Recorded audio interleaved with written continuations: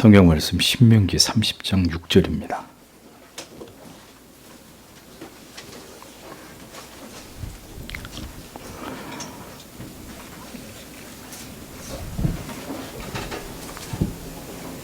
한 목소리로 같이 읽겠습니다. 내 하나님의 여호와께서 내 마음과 내 자손의 마음에 할례를 베푸사 너로 마음을 다하며 성품을 다하여 내 하나님 여호와를 사랑하게 하사 너로 생명을 얻게 하실 것이며. 아멘. 자, 유아 세례에 대해서 오늘부터 또 기독교 강의에 나와 있는 내용을 해설을 해드리도록 하겠습니다. 16장 유아 세례, 그리스도께서 제정하신 바와 일치함, 그리고 그 표징의 본질, 유아 세례의 의미와 아브라함의 언약을 통한 그 정당성의 입증, 1항에서 6항을 먼저 살펴봅니다. 유아 세례에 대한 공격이 이미 칼빈 시대에서부터 불거져 왔던 문제이다라는 건 참 충격적이죠. 근래 들어서 생겨난 시비가 아니라 이미 그 시대부터 유아 세례에 대해서 반대하는 자들의 주장이 있었다는 겁니다. 칼빈이 뭐라고 얘기하죠? 미친 소리다, 이렇게. 미친 헛소리라고 표현할 만큼 유아 세례를 반대하는 자들의 주장에 대해서 매우 강경한 입장을 칼빈이 취하고 있음을 볼 수 있습니다. 자, 그들은 유아 세례는 하나님이 세우신 제도에 기초한 것이 아니라 사람의 주제넘은 추리와 호기심에서 비롯된 것이고 결국 어리석은 자기 만족으로 경솔하게 시행하게 된 것이다. 유아 세례를 반대하는 자들이 유아 세례에 대해서 이렇게 폄훼했단 말입니다. 그런데 이제 칼빈은 이러한 주장에 맞서서 유아 세례는 하나님의 말씀에 기초한 하나님이 제정하신 것이다. 자, 이런 입장을 강력하게 이제 나타내면서 이것을 변증하고 있는 내용이 이하에서 이제 나타나고 있습니다. 세례의 의미, 세례는 표징이라는 외형적인 의식들만 가지고 생각할 것이 아니라 그 의식들을 통해서 하나님께서 나타내고자 하신 약속, 신령한 신비, 이것을 토대로 이해해야 된다고 이제 칼빈이 얘기를 합니다. 따라서 세례 또한 세례에 사용되는 재료에만, 물이라고 하는 이 재료에만 치중할 것이 아니라 그것을 통해서 우리에게 베풀어지는 하나님의 약속들과 그로 인해서 주어지는 내적인 신비, 그리스도 안으로 들어가는, 그리스도 안으로 편입되는 이런 내적 신비를 바라보아야 한다라는 주장을 칼빈이 합니다. 세례에 대해서 이런 관점으로 바라볼 수 있어야 세례의 본질을 올바로 이해한 사람이다, 이렇게 볼 수 있다고 이야기하죠. 가톨릭이 모든 성례의 재료를 신성화하는 이런 오류를 범하고 있는 것에 대해서 화채설이나 또 이 세례를 하는 그 성수라고 이렇게 떠받드는 이런 오류를 범하고 있는 것에 대해서 다분히 칼빈은 이것을 비판적으로 바라보면서 성례의 본질을 올바로 이해시키는 일에 지대한 노력을 하고 있는 것을 우리가 기독교 강요 안에서 발견하게 됩니다. 눈에 보이는 의식에만 집중하고 그것에 매여 있는 사람은 세례의 능력도 그 성격도 올바로 이해할 수 없고 물의 용도나 그 의미에 대해서도 결국 오해할 수밖에 없다, 이렇게 설명을 하죠. 핵심은 세례의 어떤 의식적인 행위나 그 재료가 아니라 세례에 주어진 약속을 근거로 해서 세례의 능력과 그 본질이 무엇인지를 정확하게 살피고 이해하는 것이다 라고 칼빈이 설명을 합니다. 그래서 성경은 첫째로 세례가 우리가 그리스도의 피로 얻은 바 죄 씻음을 지시하는 것이고, 둘째는 그리스도의 죽으심에 동참하여 우리 육체를 죽이는 일을 지시하시는 것임을 보여준다라고 했습니다. 이것을 통해서 신자는 새 생명과 그리스도의 교제 속으로 들어가는 거듭남을 깨닫게 되는 것이다 라고 이렇게 설명을 하죠. 세례는 그렇게 우리의 신앙을 사람들 앞에서 증거하는 하나의 상징이라고 칼빈은 정의를 내립니다. 성경이 말씀하고 있는 세례의 의미에 다른 것을 인위적으로 더하거나 빼는 것은 성례를 훼손하는 신성 모독적인 일입니다.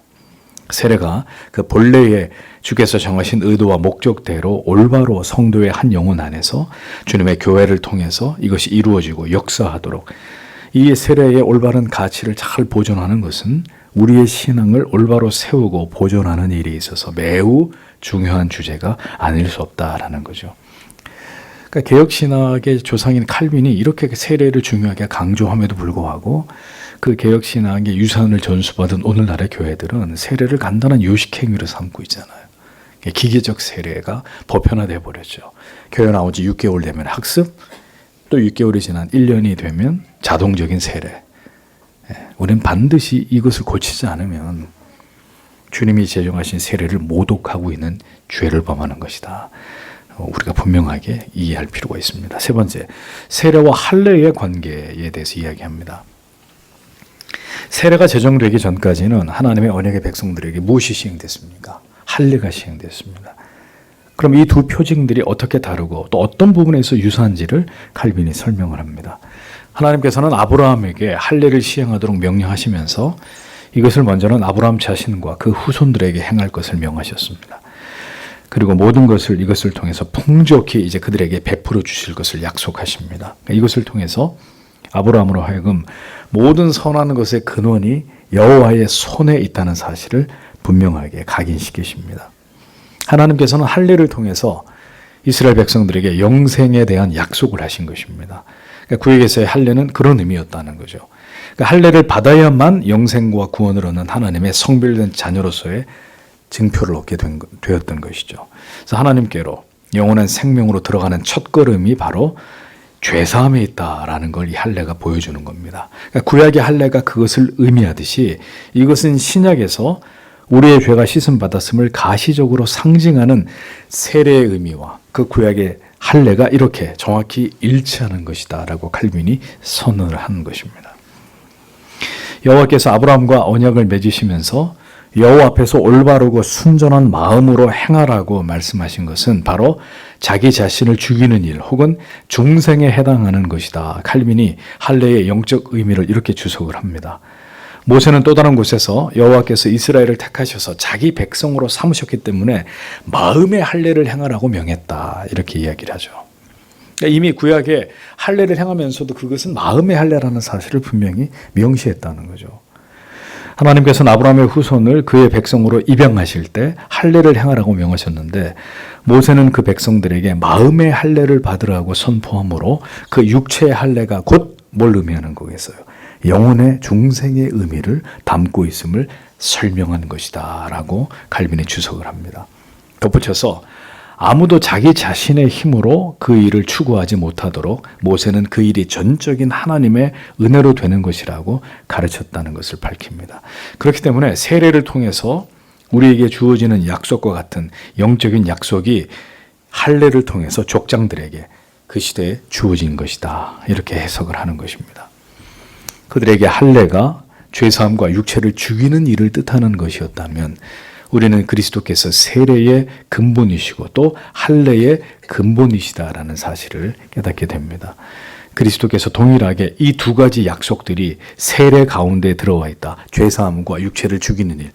이 두 가지가 이 약속이 동일하게 세례 가운데 들어와 있음을 가르치셨기 때문에 할례와 세례의 영적 의미는 절대로 다른 것이 아니다라는 것을 칼빈이 증명하고 있는 것입니다. 이로써 세례의 구약적 기원이 곧 할례다라는 이 명쾌한 논리가 칼빈에 의해서 우리에게 설명되고 있는 거죠.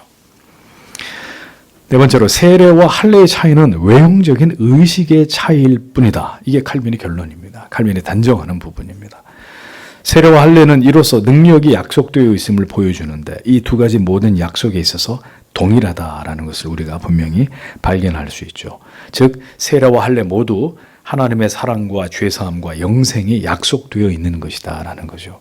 그러므로 성례들의 능력과 그 내적인 신비에 있어서는 할례나 세례가 서로 전혀 차이가 없다라는 것을 칼빈이 증명을 하고 있습니다. 차이가 있다면 다만 외형적인 그 의식의 차이, 양피를 베는 것과 물로 세를 주는 것, 차이가 존재할 뿐이고 이것은 사소한 요인에 불과하다고 칼빈은 이야기를 합니다. 중요한 사실은 할례든 세례든 그 안에 담긴 약속이며 그 의식이 의미하는 영적인 실체다라는 것입니다. 그러므로 의식상의 차이를 제외하면 할례와 세례가 담고 있는 영적 의미는 동일하다는 것이죠. 그래서 칼빈이 이렇게 성경을 바탕으로 해서 할례와 세례의 이 동질성을 설명하는 것은 의심의 여지가 없는 부분이다라고 아예 못을 박아버립니다.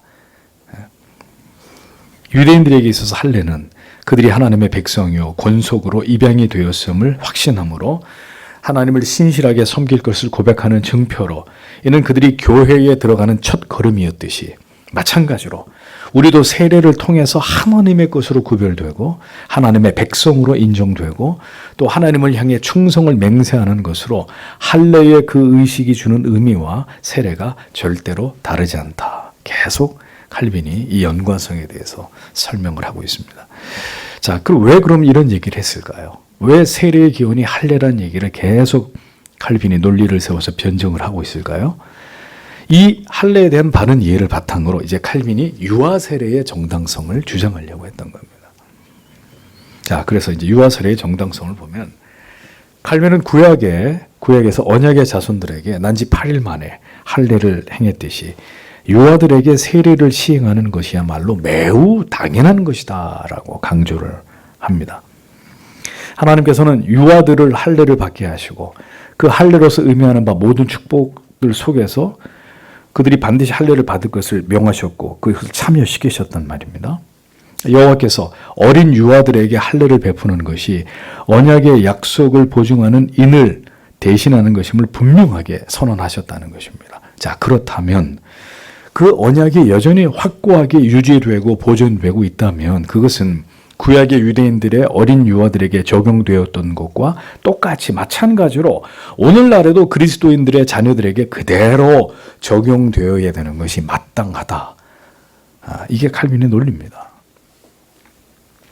할례의 대상인 유아들이 하나님을 향한 신앙의 고백이 없이도 어린 아기가 무슨 신앙 고백을 해요. 그럼에도 불구하고 그 언약의 부모의 신앙을 보증으로 언약의 백성으로서 할례를 받음으로 하나님의 자녀인 것을 증표했다면 할례 의식이 더 이상 필요 없는 신약 시대 이후에 오늘의 이 시대에는 그것을 동일하게 스스로의 신앙의 고백을 할 수 없는 유아들에게도 그 부모의 신앙의 보증으로 유아들에게 세례를 베푸는 것이 도대체 뭐가 문제가 될 수 있겠느냐, 이렇게 반론을 펴는 겁니다.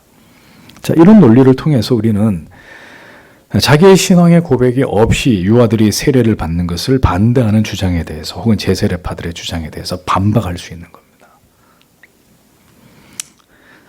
세례와 할례가 다르지 않은데 구약에 난지 8일 만에 언약의 백성들이 할례를 받았다면 유아들이 세례받는 게 그게 왜 문제가 되느냐. 그러니까 굉장히 우리가 존경하고 많은 것을 배우고 있는 그런 훌륭한 신앙의 선배들 가운데서도 유아 세례를 반대하는 분들이 있어요. 이런 이유 때문에. 참 안타까운, 우리로서는 동의할 수 없는 이런 주장입니다. 세례에 있어서 그 외형적인 표징은 할례가 의미하는 말씀과 정확히 일치되어 있으므로 이것을 분리할 수 없고 세례가 담고 있는 이 모든 상징과 그 의미는 유아들에게 동일하게 해당된다. 이게 칼빈의 결론입니다. 자, 방식은 다르나 동일하게 언약을 확증하고 있다라는 거죠. 세례와 할례가 그렇다는 겁니다.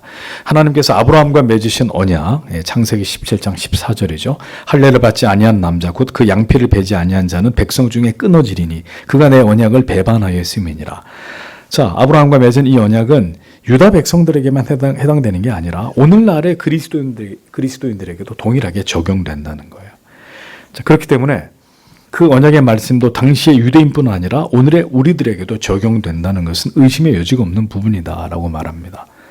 유대인들의 자녀들이 할례를 통해서 언약의 상속자가 되었고 이를 통해서 불경한 자들의 자녀들과 구별되었듯이 이 시대의 그리스도인들의 자녀들 역시 동일한 이유로 세례를 통해서 구별된 자들로 여겨지는 것은 마땅하다라고 칼빈이 설명을 하죠.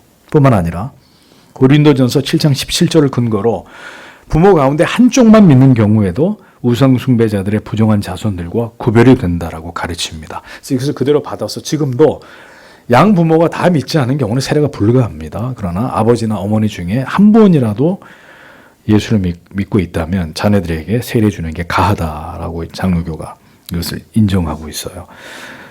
고린도전서 7장 14절이 뭐죠? 믿지 아니하는 남편이 아내로 인하여 거룩하게 되고 믿지 아니하는 아내가 남편으로 인하여 거룩하게 되나니 그렇지 아니하면 너희 자녀도 깨끗이 못하니라. 그러나 이제 거룩하니라. 이렇게 기록이 되어 있어요. 그래서 부모 중에 어느 한쪽만 믿어도 그 자녀의 유아 세례는 합당하다라는 근거가 바로 이 구절이 되는 것입니다. 아브라함과 언약을 맺으신 직후에 하나님께서 할례를 통해서 유아들에게 그 언약을 인치도록 명하신 사실을 볼 때 오늘날의 그리스도인들의 유아들에게도 그 언약을 증거하고 인치는 것은 합당한 것임을 우리는 이 같은 성경적 이해를 토대로 확신할 필요가 있다라고 칼빈이 밝힙니다. 이것이 바로 유아 세례의 정당성을 밝히고 있는 성경적인 칼빈의 신학이고 우리는 그것을 그대로 계승하고 있는 거예요. 할례가 폐지되었지만 구약 시대에는 하나님께서 할례를 정하셔서 그의 언약을 확인하셨듯이 할례가 폐지된 이후에도 그의 언약을 확인하시는 동일한 방법이 남아있기 때문에 할례를 대신해서 세례를 통해서 우리는 여전히 하나님의 언약이 계속해서 지금도 확인되고 있다고 믿어야 한다라는 것입니다. 세례는 그리스도께서 정하신 것이며 그것은 구약의 할례를 영적으로 계승하는 것으로 분명히 우리가 확신하건대 구약의 유아들에게 할례를 시행하여 그들이 언약의 자손임을 인쳤듯이 오늘의 그리스도인들의 유아에게 세례를 행하는 것이 교리적으로 전혀 문제될 것이 없다라는 입장을 우리는 분명하게 견지할 필요가 있는 것입니다. 그 다음에 그리스도의 모범과 유아 세례의 유익에 대해서 7항에서부터 9항까지를 살펴보겠습니다. 그리스도와 유아들, 성경에서 그리스도와 어린아이들의 그림이 어떻게 그려져 있느냐. 주께서 이 땅에 오신 것은 하나님의 긍휼을 제한하기 위해서가 아니라 더 크게 확대하시기 위함이라는 것을 깨닫게 해주기 위해서 주님이 한 가지 예를 스스로 드러내 보이셨습니다. 그것은 자신에게 나오는 어린아이들을 주께서 부드럽게 안아주시고 그 어린아이들을 가로막는 제자들을 꾸짖는 장면이죠. 그 당시 유대인들에게 어린아이는 그런 대우를 받을 수 있는 대상이 아니었습니다. 어린아이들을 천시하고 그들을 이 율법 밖에 있는 존재로 봤기 때문에 아직 어릴 때 어린아이 때는. 근데 예수님이 그걸 완전히 무너뜨리고 어린아이들을 아주 기쁘게 안아주시면서 그들을 위해서 축복하시고 안수하시고 이런 모습을 주님이 왜 보이셨겠냐는 거죠. 하나님의 긍휼을 제한하던 그 구약의 율법주의적 전통을 깨트리시면서 무슨 말이냐. 하나님의 이 사랑과 은혜가 얼마나 더 확대될 수 있는지를 어린아이들을 사랑하시는 모습을 통해서 주님이 드러내신 것이란 말이에요. 그리스도의 행위는 구원의 은총이 어린아이들에게까지 적용된다는 것을 상징적으로 보여준 중도한 행위가 되는 것입니다. 주님은 제자들에게 어린아이들이 주께로 나오는 것을 막지 말라고 명령하시면서 천국이 이런 사람들의 것이니라 라고 분명히 그 이유를 말씀하셨습니다. 어린아이들을 품에 안으시고 기도와 축복으로 그들의 영혼을 아버지께 맡기시는 이런 행동을 취하심으로 주님의 뜻이 분명하게 확증되게 하셨습니다. 어린아이들이 그리스도께로 나갈 권리가 이렇게 있다면 그들이 그리스도와 연합된 상징인 세례를 받지 못할 이유가 도대체 어디 있는 것이며 주님은 천국이 그들의 것이라고 말씀하셨는데 그들에게 구원의 문을 열어주는 표징을 주께서 허락하지 않을 이유가 도대체 무엇이냐라고 칼빈은 반문을 합니다. 그리스도께서 어린아이들을 받으시고 안수하시고 그들을 안고 기도하시면서 그들을 그의 것으로 거룩히 구별된 자임을 친히 주님이 그 주님의 모든 언행을 통해서 선언하셨다면 이러한 그의 행동보다도 어린아이들이 하나님의 언약에 포함되어 있다는 것을 증거해주는 그럼 이 구체적인 세례 행위가 더 분명한 것이지 않겠냐라고 칼빈이 그렇게 설명을 하는 거죠. 그런데 여기서 이제 칼빈이 중요한 것입니다. 성경이 어린아이라고 이렇게 번역을 했는데 그 개념을 원어적으로 접근하면서 여기서 말하는 어린아이는 우리가 얘기하는 지금 우리 교회, 우리 건이나 산이나 이렇게 체온이나 뛰어다니는 이 정도 어린아이를 말하는 게 아니라 이런 게 이제 참 번역에서 아쉬운 부분이에요. 성경에서. 어미의 젖을 먹는 유아를 뜻한다고 원어적으로 분명하게 칼빈이 이것을 딱 짚고 넘어간단 말입니다. 그러니까 어린이 세례는 성경적 근거가 없어요. 여기서 말하는 어린이는 그런 뛰어다니는 어린이가 아니란 말입니다.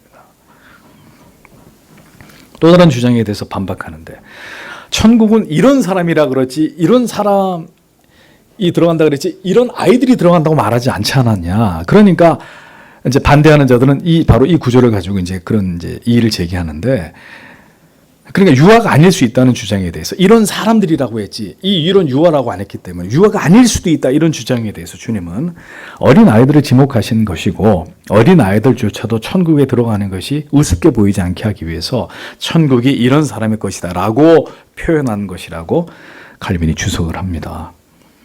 이런 사람은 이 어린 아이를 비롯해서 그들처럼 맑고 순수한 모든 자를 지칭하는 것이다. 어린아이, 갓난아기를 포함해서 그렇게 맑고 순수한 영혼에 그들 모두를 지칭하는 것이다 라고 칼빈이 강조를 하고 있죠. 자, 유아 세례는 믿음의 원칙으로 보아야 된다라는 겁니다. 그러니까 유아 세례는 사람이 만들어낸 것이 아니고 성경이 승인하는 바인데, 성경의 사도들이 유아들에게 별도로 세례를 주었다는 말씀이 나와요? 성경에? 사도들이 유아들에게 세례 줬다는 말씀 안 나와요. 유아들에게 따로 세례를 주었다는 기록은 없어요. 근데 더 확장된 개념이 나오죠. 가족 전체에게 세례를 베푼 기록이 나오죠. 그러면 그 가족 중에 유아가 포함되지 않겠느냐? 당연히 유아라고 따로 떼서 사도들이 그들을 세례 준 장면은 기록되어 있지 않아도 가족 전체를 세례를 베풀었다라고 할 때 그 가족 안에 유아가 포함된 것은 의심의 여지가 없다는 겁니다. 그러니까 같은 논리로 그러면 성경에 여성들이 성찬에 참여했던 기록이 없는데, 그렇기 때문에 여성들은 전부 다 성찬에 참여하면 안 된다, 이렇게 말할 성경적 논리적 근거가 있느냐? 아니란 없다는 거잖아요.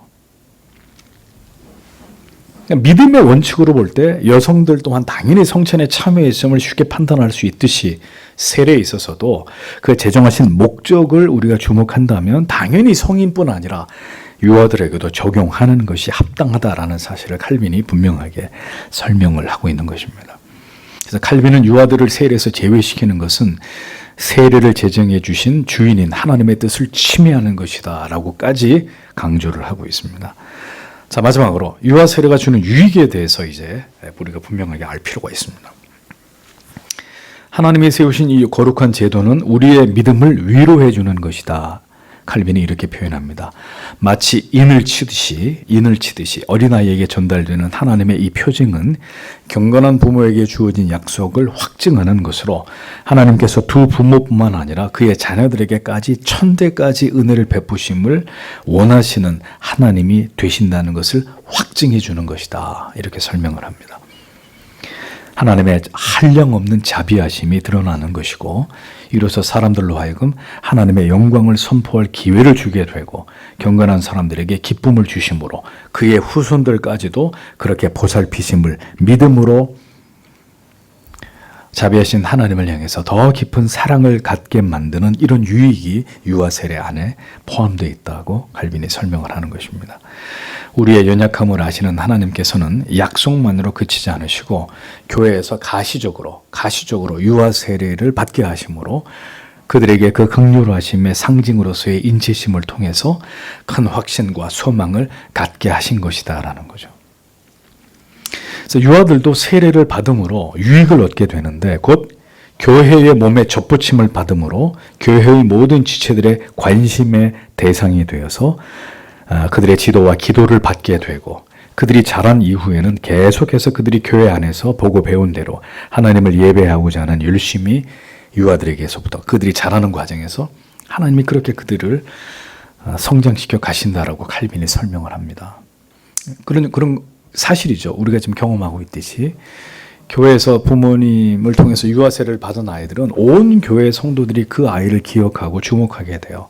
그 아이들이 예배당 뜰을 밟고 교회 안에 드나들면서 이 아이들이 어떻게 자라가는지를 모든 성도님들이 보게 돼요. 그리고 그 아이를 위해서 기도하게 되고, 그 아이의 영적 부모로서 모든 성도들이 관심을 가지고 그 아이를 지도하고 보살피게 된단 말입니다. 무엇보다도 그 아이가 어려서부터 교회를 다니고 유아 세례를 받은 언약의 백성으로 그 교회에서 성장해 가는 과정을 통해서 부모님의 예배 드리는 모습, 기도하시는 모습, 찬송 부르시는 모습, 세세히 아이가 교회 안에서 그걸 보면서 믿음의 사람으로 아름답게 자란다는 거예요. 그런 유익이 있다는 거죠. 유아 세례를 받은 아이들에게. 실질적으로 그래요. 우리 이제 장로교 전통이 유아들부터 이제 아주 젖을 먹는 어린 아이는 제외하면 조금만 자라면 부모님과 같이 예배를 드리게 하는 것은 그 아이들에게 어려서부터 예배가 무엇인지를 각인시키는 거예요. 근데 이제 복음주의 교회들은 다 연령별로 다 끊어서 각자 별도의 공간에서 예배를 드립니다. 교회가 크게 되고 부서가 다 나눠지고 기관이 나눠져 버리면, 그래서 유아들은 유아 예배를 드리고 주일학교 학생들은 주일학교 예배를 따로 드리고, 중고등부는 중고등부 예배 따로 드리고, 대학생 청년들은 뭐 젊은이들 예배 그래서 따로 자기네끼리 따로 다 각자 따로 예배를 드려요. 그리고 어느 시점인가 다 이제 작년이 되니까 이제 작년 예배를 드리게 되겠죠. 그 사이에 다 이탈해 버리는 거예요. 그러니까 어렸을 때부터 기관에서 드려진 예배, 그 예배 같지도 않은 이상한 예배, 뭐 춤추고 맨날 노래하고 맨날 뭐 그러니까 이런 예배를 드리면서 점점 나이에 맞는 형태의 성경이 인정하지 않는 교회 예배 모범이 인정하지 않은 예배 아닌 예배를 드려왔던 아이들이 어른이 돼서 이제 그 교회에 어른 예배를 드리고 정착을 해야 되는데 그걸 못 견디는 거죠, 예배를. 이탈하게 되면 자연스럽게 교회를 떠나는 일들이 생겨나는 거예요. 어른들 예배는 너무 재미가 없어. 너무 졸려. 그런데 유아들부터 어머니 아버지 옆에 앉아서 이 어른들이 드리는 예배를 함께 드리는 아이들은 이미 이제 머릿속에 그의 영혼 속에 하나님께 드리는 예배의 그 모범이 어른들의 예배에 어렸을 때부터 참석을 했기 때문에 그대로 이렇게 세팅이 되어 있는 거예요. 그러니까 계속 교회 안에서 아이가 자라면서 계속 어른과 같이 예배 드릴 때 예배에 대한 거부감이 없어요. 그러니까 우리 교회도 보세요. 처음에는 어린 아이들이 예배 드릴 때 막 좀 떠들기도 하고 했지만 한 주 지나고 두 주 지나고 세 주 지나면 이 3살, 2살 되는 아이들이 예배 끝날 때까지 조용히 있잖아요. 이게 교육의 효과인 거죠. 실질적으로. 이제 조금 더 크면 목사님 설교까지 이제 뚫어져라 쳐다보면서 듣게 돼요. 초등학교 정도 되면 그 어려운 어른들이 듣는 설교를 초등학교 아이들이 눈을 똘망똘망하게 뜨고 목사를 뚫어져라 쳐다보면서 예배 끝나고 부모님이 물어보면 다 알아요. 오늘 목사님이 무슨 설교했는지. 그게 교회 안에서 자란 아이들의 영적인 모습이라는 거죠.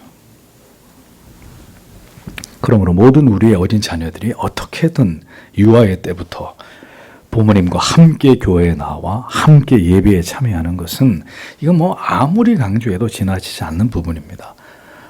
자녀들이 커서 배도하게 만드시려면 뭐 예배 중요하게 여기지 않고 기관별로 다 쪼개서 예배 보게 하는 그런 전통 따라가면 돼요. 그러면 나중에 떠나지 말라 그래도 예배에 흥미가 없어지면, 그러니까 자유분방한 예배가 좋았는데 뭔가 엄격한 규율 안에서 드리는 예배 못 견디면 자연스럽게 박차고 떠나는 거예요, 교회를. 이런 일들이 벌어진단 말입니다. 자녀를 언약의 상징으로 인침받게 하는 일을 소홀히 하는 자들은 하나님께서 보응하실 것이라는 창세기 17장 14절의 경고는 유아 세례를 가볍게 여기는 이 시대 사람들에게 동일하게 적용되는 것이다 라고 칼빈이 잘라서 말합니다. 하나님에게부터 끊어진다. 할례 받지 않는 자들. 은혜를 거부하는 하나님을 모욕하는 행위라고까지 강도 높게 비판합니다. 뭐 어쩌다 보니 유아 세례 못했다고 교회는 다녔는데, 참 그런 말은 믿음의 부모로서 절대로 해서는 안 되는 말이에요.